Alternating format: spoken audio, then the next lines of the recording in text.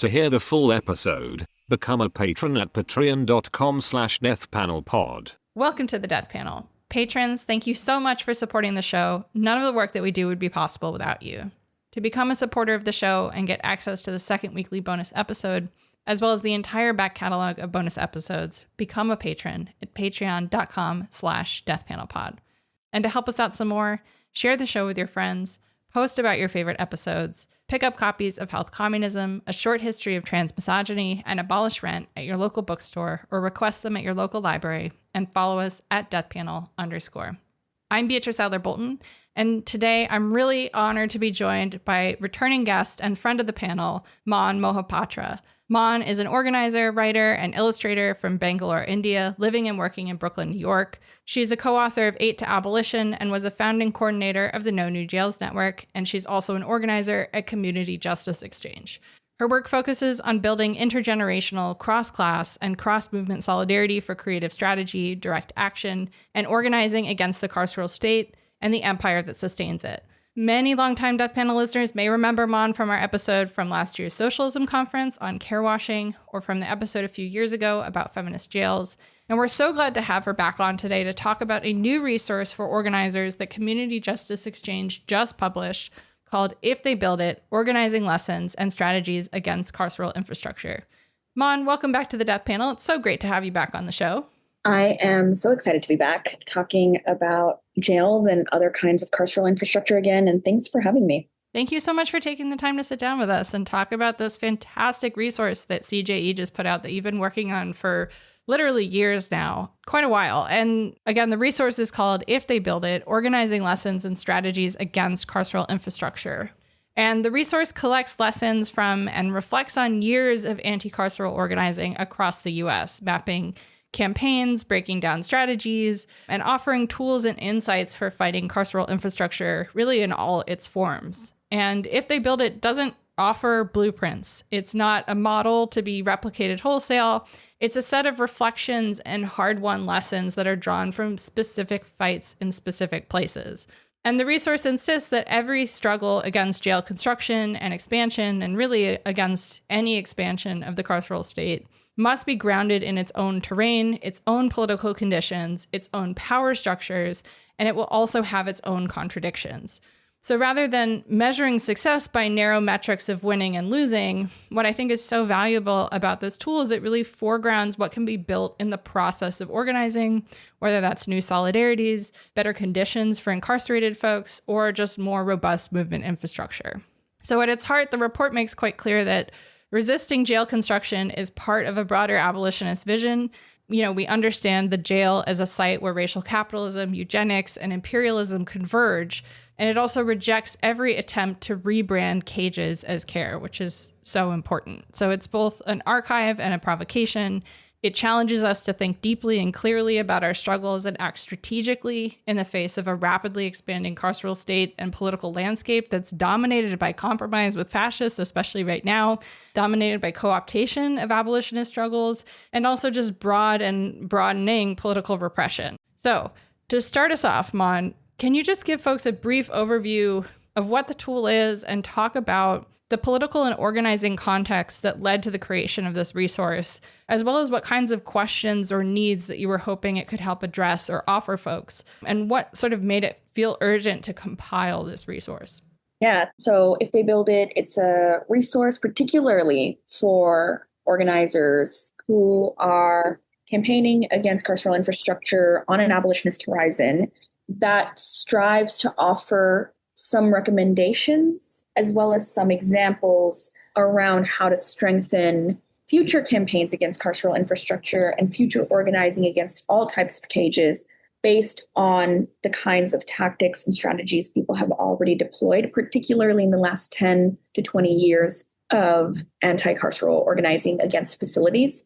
I want to just take a minute to talk about the framing of carceral infrastructure because it is really specific. It's different from talking about jails specifically or juvenile detention centers or private prisons or federal prisons. The framing of carceral infrastructure I wanted to offer for 2 reasons. One, that it references the level of coordination that already exists amongst all of these agencies and facilities. The Bureau of Prisons and the DOJ are collaborating with ICE. Local jails also have contracts with ICE, if not with local hospitals and different kinds of treatment facilities. There are already all these agreements around supervision and surveillance and data collection that exist between all of these different facilities and agencies and systems that organizers often treat as disparate. But in treating them as disparate and siloing ourselves into movement enclaves where we're only focusing on one kind of cage,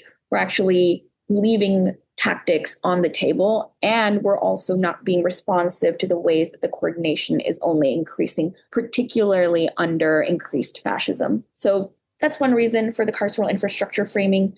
The other reason is that carceral infrastructure allows us to talk broadly about the different kinds of shared aspects that exist across infrastructure fights. So whether that's, for example, the role of criminalized and incarcerated and detained people, whether that's the ways in which co-optation and infiltration and devolution impact all of these fights, there are these key aspects of organizing against infrastructure that exist across different fights. So one of the things that the resource is doing and why I wanted to write it and why it exists now is to push the framing of carceral infrastructure.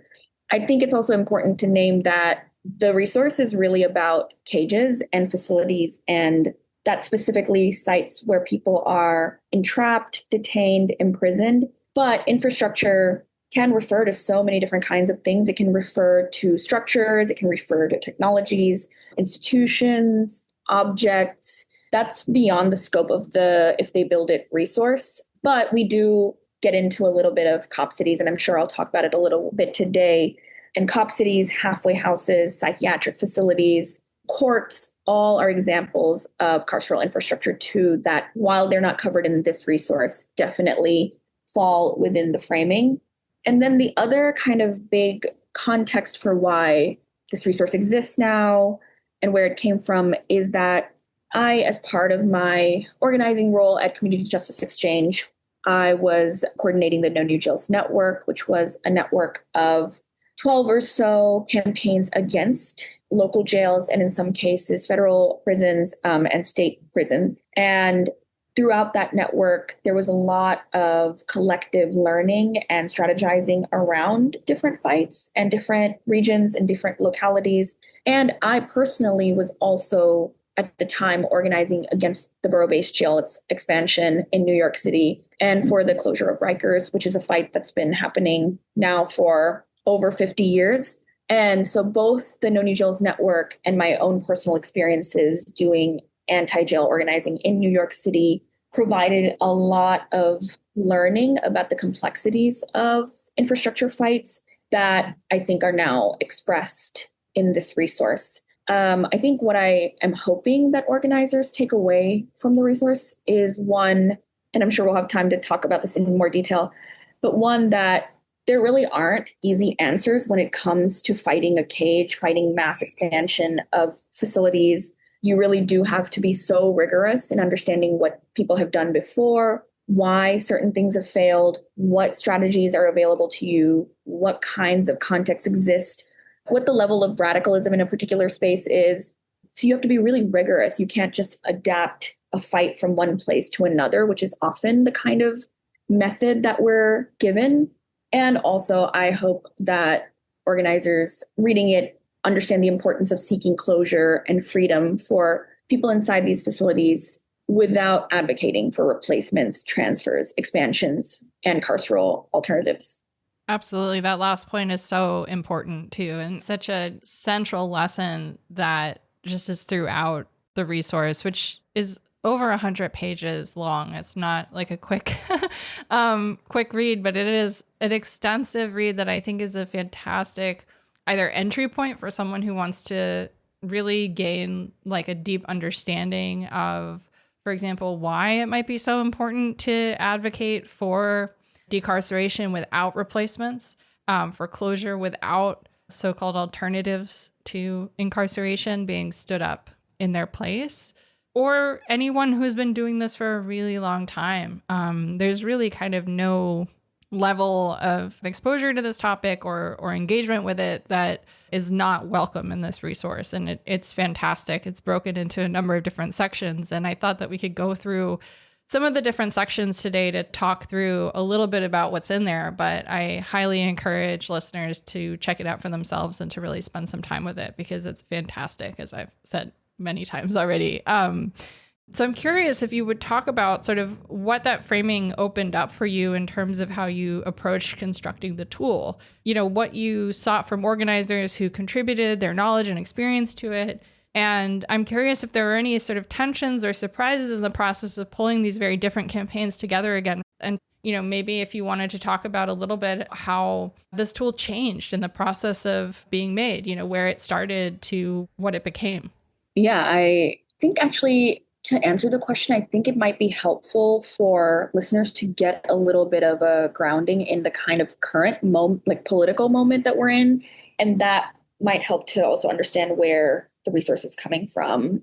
We're living through a massive expansion moment of infrastructure, detention, prisons, cop cities, military bases, juvenile detention, every kind of facility, seeing both new construction as well as recycling of facilities that were closed down, as well as rebuilding. It's happening through new contracts between jails, prisons, and ICE, contracts being given to private prison companies to operate and open detention centers, through expansions of foreign detention facilities and so-called off-site detention, through executive orders that are funneling funding towards both state and county law enforcement and ICE to build new facilities for training, surveillance, and detention, and through the regular efforts of sheriffs and county politicians to replace old facilities with new ones to mitigate so-called overcrowding and poor conditions. We're seeing a mass expansion, and it's not the first time that we've seen it. People who thought they want a closure are dealing with the fact that they might have to stop another kind of facility from being opened. The biggest ever detention centers are being opened in Florida, in Michigan, in New Jersey. And then there's all of the organizers who have been fighting these contracts for decades or fighting military bases for well over 20 years. I wanted to just kind of ground my response to your question in the current context because it helps understand why we're even talking about carceral infrastructure and why there isn't, it's not easy to just offer a kind of template. There's just such a rapid expansion happening. But the other kind of really important point to make here is that it's not the first time. We've lived through huge explosions of infrastructure expansion in the 70s and 80s in the US, in the 30s and 40s, always accompanied by massive cuts to social policies and the repression of radical and leftist movements, which is also what's happening now. So the movement against caging and stealing of land isn't new. And that's a lot of the context for this resource, is that it's trying to offer a bridge between the kind of organizing that has been happening for well over 10 to 20 years, for pretty much as long as cages have existed, and bridge this moment where we are seeing evolved techniques of infrastructure expansion. And so when I was writing this, when the No New Jails Network was at a closure point, and I was thinking about, okay, well, what can we take from this experience and from the network development experience? At first, I considered producing this shorter resource that was here's how to fight a jail. And it was going to offer assessments and honestly a kind of a template for, okay, you want to fight a jail. Here's the things you should consider. Here's the things you should try. And the more and more I thought about it, and the more and more I even considered the ways that jails alone in a particular context were connected to psychiatric incarceration or to ICE facilities or to state prisons, it became harder and harder to just particularly focus on the jail as the only facility. And the more I thought about it, the more I talked to organizers who had been fighting either military bases or who were incarcerated in state prisons. It was okay, well, actually, there's a lot of shared strategies and a lot of shared themes and observations that exist across all these infrastructure fights. And so in trying to talk about jails, I kind of realized, we have to be talking about all these facilities, and we do have to be trying to bridge the work that's been done with the context that we're in now. And I think part of the reason that necessitates a non sort of model-based or template-based approach is because even though there are all of these shared strategies and themes and observations, there's also such specificity associated with each kind of fight, and not just each kind of sort of infrastructure, but literally each city, each region, each kind of campaign, each coalition. So I think the resource is trying to hold a number of tensions and balance a number of contradictions around, okay, well, we've done this before, this has happened before, and something really intense is happening now. Okay, people have organized against these very specific facilities and there's shared themes, but also there are really specific strategies that people have around this kind of thing that they're fighting. And on the one hand, we do need, like all organizers really do need practical tools and ideas for the kinds of things that they should be trying to do in the context of their campaigns. And we also need big picture analysis that is trying to bring together all of these different disparate campaigns together. And so I think part of the goal of the resource is to say, okay, it's not possible to say you should or shouldn't do X when you're up against a massive multi-billion-dollar facility, nor is it anybody's role to do that. But instead, themes and patterns exist across many kinds of campaigns and have for many, many decades that we need to critically reflect on in order to meet the current challenge. Mm-hmm. And I think, honestly, from a strategy perspective as a resource, we don't want to be prescribing like this is how you do it step 1 through 10, because that also allows our enemies who we're up against to take the resources and plan a step-by-step rebuttal to everything that we're doing, and I think it is important to be responsive to the very specific circumstances and communities where each of these fights is happening. From the perspective of like, you can't, a jail fight in New York City and a jail fight in Louisiana and a jail fight in San Francisco are never going to be the same, right? And the lessons that we can learn from, the jail fights that were part of No New Jails Network are not things that are just helpful towards closing jails. As you said, jails are just one part of a, massive web of carceral infrastructure that goes way beyond the spaces themselves. It's about contracts. It's about relationships. It's about budgetary decisions at the community level, at the city level, the township, the parish level, the state level, and also the federal level. And now we're also seeing these massive expansions of carceral facilities that are not on U.S. territory, which this is not something that's like brand new to this moment. You talk about this and we, you talked about this a little bit at the top, but I wonder if we could spend a little bit more time on it, which is, we've talked about this as carceral infrastructure, right? Which is not just about buildings.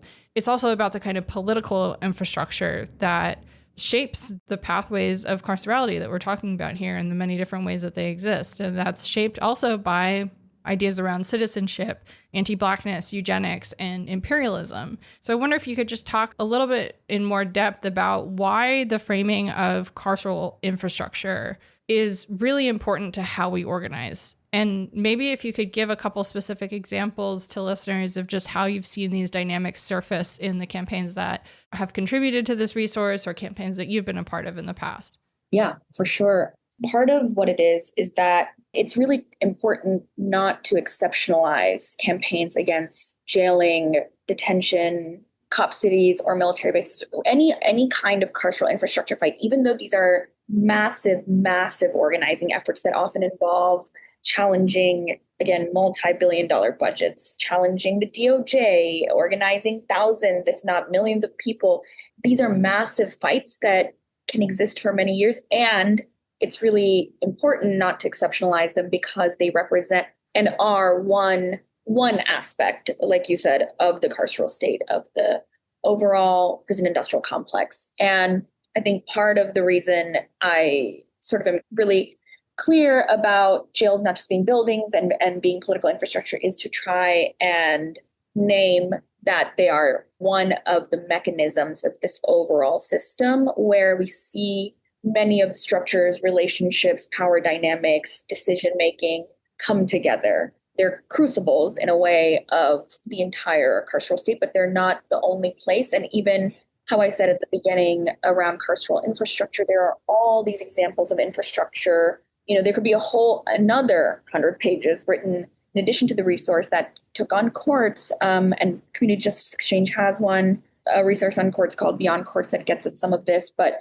also on halfway houses, on custodial settings, on carceral housing, on all these different other kinds of settings, on the home, like homes themselves as places where people are constantly criminalized and surveilled and supervised. So it's really important that we see carceral infrastructure as not exceptional, these campaigns not as exceptional, but as part of an overall way that the carceral system operates, and that we also understand that infrastructure can mean many different things. And I really encourage people who are thinking about carceral infrastructure to continue expanding what they think of as infrastructure, even as we get really specific about, these sites of detention, imprisonment, and jailing.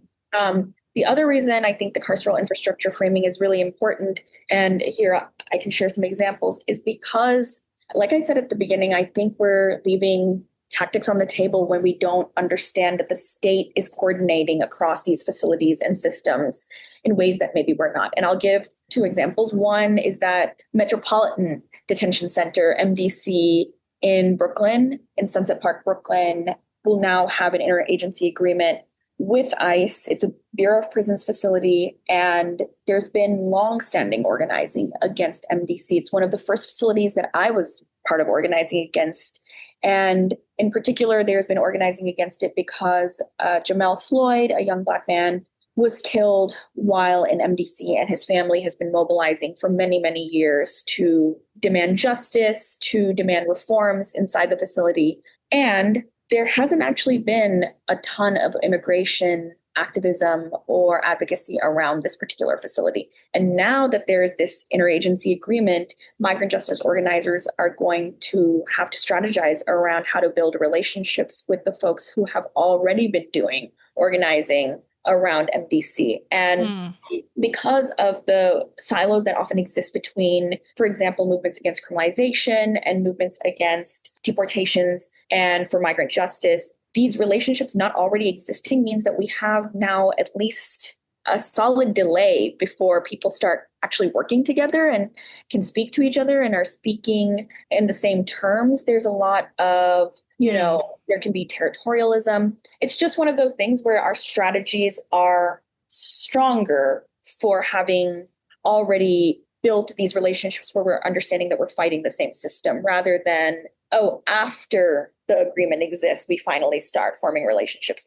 Another way this comes up is that often, particularly with these kinds of like BOP ICE contracts, people who have criminalized loved ones inside these facilities already have a lot of experiences and knowledge around how to reach people inside them, how to support people inside them, what the mechanisms of that facility are, who's in charge, who has power. That is all really important information for the families of migrants who are ending up inside these facilities. That's information that can totally determine how they relate to the facility and whether they're able to talk to someone, how their attorneys are navigating the facility system. This is just like a really practical example of how understanding that all of these kinds of facilities are all carceral infrastructure born of the same power dynamics can actually impact and strengthen the organizing. But another example I'll give, this is I think will be familiar to anyone who's listened to the podcast before, but one dynamic that we're seeing a lot of right now is migrant justice advocates or families of people who have been detained by ICE sort of claiming that their loved ones aren't criminals, particularly when they're being detained inside criminal legal system facilities. So jails, prisons, federal prisons, private prisons. And presumably they're making this argument to say, okay, well, my loved one shouldn't be in here. They haven't committed a crime. That this place isn't for them. And it's really understandable that they're making this argument to say that their person should be free. And by doing that, in some cases, they're actually making it harder, or in a lot of cases, actually, they're making it harder for people who are working to close this facility down. Let's say it's like a state prison. They're making it harder for those organizers to make the argument that this facility should close because they're legitimizing criminalization and criminality as a logic that should exist, and prisons should exist because criminals belong there. This is a long-standing dynamic. This isn't a new one that's existed in the migrant justice movement. And it's one that we have to address through broader analysis and broader political education. The carceral infrastructure framing is just one way to do that. But we have to address it if we're going to be more rigorous and sharp in our organizing and in the ways that we build solidarity. One last way I think that it comes up is that with jails, for example, pretrial facilities, you often have people, I mean, we've talked about this actually also on the podcast before, but you have folks saying, these people don't belong there, they belong inside a treatment facility. Or the reason that people are dying inside this jail is because they're not getting the medical care they receive. What they really need is crisis response through a treatment program. And then that creates the conditions for psychiatric expansions, incarceration expansions. It creates the conditions for things like feminist jails. It creates the conditions for all kinds of carceral expansions, whether that's through supervision, through legislation, or through other kinds of replacement facilities. And that's because people who are organizing against one kind of infrastructure aren't talking to the people who are organizing against the other kind of infrastructure. Or if they are talking, they're not building principled solidarity and analysis that can actually express itself through shared organizing. I think it's really important for organizers to move on from kind of, I'm organizing against this kind of facility and that's what I focus on and that's what I have expertise around, to seeing all of these as part of the same system and overlapping. To hear the full episode, become a patron at patreon.com/deathpanelpod. You'll get access to this and the rest of our catalog of patron-only episodes, and be the first to get a new patron episode every Monday when it drops. With love, the Death Panel.